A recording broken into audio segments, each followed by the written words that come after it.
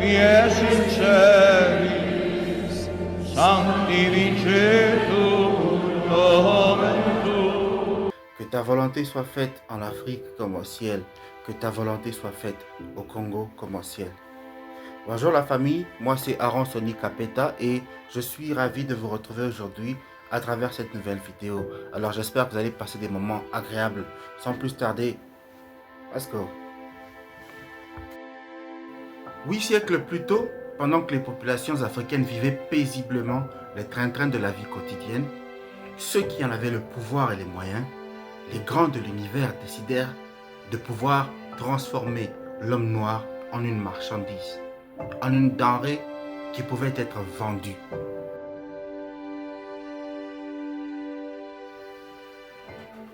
Ce fut alors le début d'un long périple, le début de l'esclavage, le début de la servitude, de travail forcé, d'enrichissement illicite d'un côté et d'appauvrissement notoire de l'autre côté, de marginalisation, de sous-développement, d'exploitation, de déplacement de population, de dépeuplement de villages. L'Afrique fut déchirée. Elle se fut arrachée de ses enfants. Des familles furent disloquées par force. Des enfants restèrent orphelins de père. Des époux restèrent célibataires. D'autres furent pris de force et amenés en Amérique. En fait, c'est la pire des tragédies qui soit arrivée à un être humain sur terre. Et pendant que ces esclaves versaient des larmes de tristesse, qu'ils invoquaient le ciel et les ancêtres pour les secourir, Dieu avait peut-être tout entendu.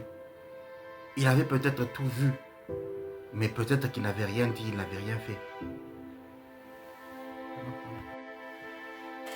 Pendant ces 5 siècles d'injustice qui ont appauvri d'une part les Africains et enrichi d'autre part les autres, Dieu avait certainement vu, il avait tout entendu, mais il n'avait rien dit. Absolument rien. Et ça fait 30 ans, aujourd'hui, ça fait 30 ans que la République démocratique du Congo subit les pires sévices qui aient existé dans ce monde moderne. 30 ans d'exploitation, 30 ans de pillage des ressources. Dieu a certainement écouté, il a tout vu, mais il n'a rien fait et il n'a rien dit.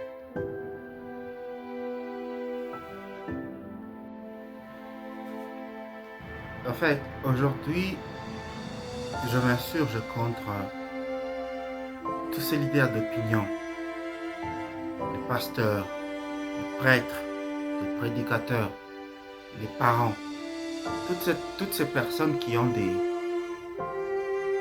âmes sous leur contrôle et qui, au nom de leur position de leadership, devaient aider ces âmes à pouvoir déployer leurs ailes, à pouvoir se lancer sans peur et sans crainte, à pouvoir prendre certains défis, à pouvoir tacler les obstacles qui nous attendent devant nous et à ne pas se rétracter. Dieu ne descendra pas du ciel pour finir la misère de la République démocratique du Congo. Dieu ne descendra pas du ciel pour finir la guerre à l'est de la République démocratique du Congo. Dieu ne descendra pas du ciel pour venir changer les circonstances d'un chacun d'entre nous. Chacun d'entre nous a cette responsabilité de pouvoir créer son propre destin, de fabriquer son propre destin. C'est le travail qu'anoblit l'homme.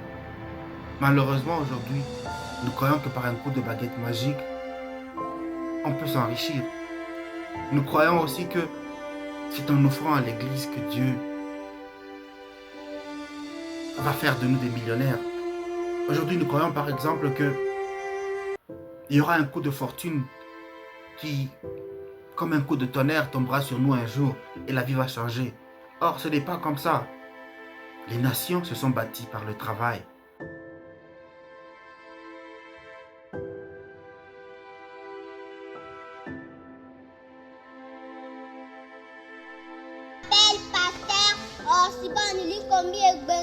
Je suis pasteur de l'église du Maranatha. Je suis aussi JCC. Je m'appelle évangéliste du combi Bouma de combat. de vos enfants. Les études qu'il faut. Que Dieu les donne un peu de puissance. C'est des paroles qui vous bénissent. Au nom de notre Amen, amen. Gloire à Jésus. Amen, amen. Gloire, gloire. La prière ou la conception que nous avons de Dieu n'est pas erronée quelque part. Est-ce que par hasard, cette façon de croire en Dieu ne fait pas de nous des êtres irresponsables qui ne sont pas conscients?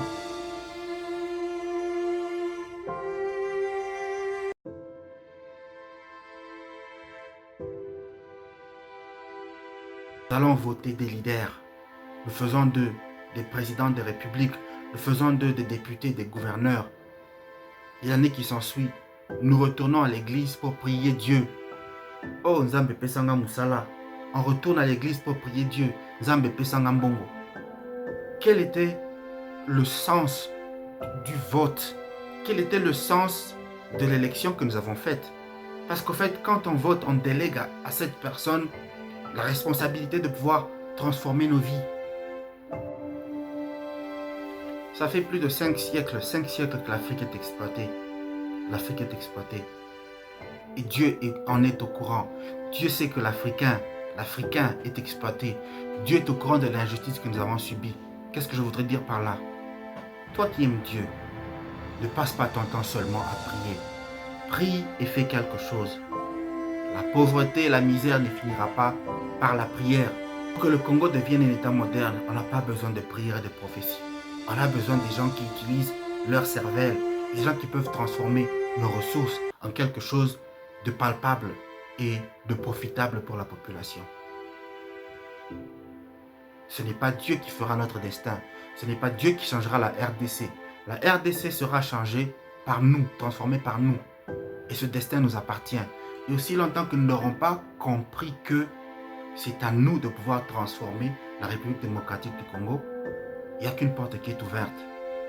Nous finirons par aller chercher le paradis ailleurs pendant que les Indiens, les Chinois et les Américains viendront chez nous pour tirer des ressources. Pour que la guerre finisse en République démocratique du Congo, pour que le néocolonialisme finisse en Afrique, disons, nous n'avons pas besoin de prophéties et de prières. Nous avons besoin de Noirs africains qui, dans leur âme, comprennent et connaissent leur responsabilité de pouvoir protéger ce jardin que Dieu leur a donné, de pouvoir le transformer. Et ces jeunes qui n'attendront pas seulement le jour où nous aurons à manger 4 ou 5 fois par jour, et qui, comme David dans la Bible, avec la petite pierre, avec leur bâton, iront pour combattre, de même que l'armée de Mao Tse-tung qui s'est battue contre l'armée gouvernementale à l'époque, armée de bambou. En fait, c'est dans l'esprit. Une bataille, elle est perdue premièrement dans l'esprit et dans l'âme. Et aussi longtemps que nous avons déjà internalisé le fait que c'est Dieu qui fera notre destin, la bataille est déjà perdue. En passant comme ça, je salue ceux qui font quelque chose.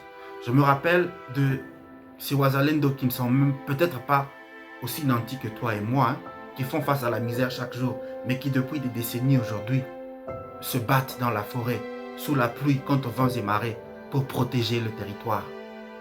Pour protéger le territoire. Ceux-là qui n'ont pas attendu que Dieu vienne à leur secours, mais qui font quelque chose. Je songe aussi aux FARDC qui, malgré tout ce qui se dit, répondent toujours à l'appel, et tant bien que mal, sont là pour défendre le territoire.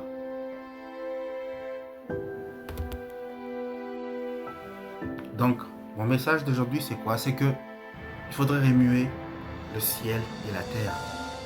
Et le destin que nous cherchons, ce n'est peut-être pas Dieu qui le fera pour nous. Nous devons le fabriquer nous-mêmes. Nous sommes les maîtres, les auteurs de notre propre destin. Et peut-être avec l'aide de Dieu, nous devons compter d'abord sur nous-mêmes. Alors, c'est par là que je m'arrête. Je vous remercie pour votre patience et pour le temps m'accordé. See you later and God bless you.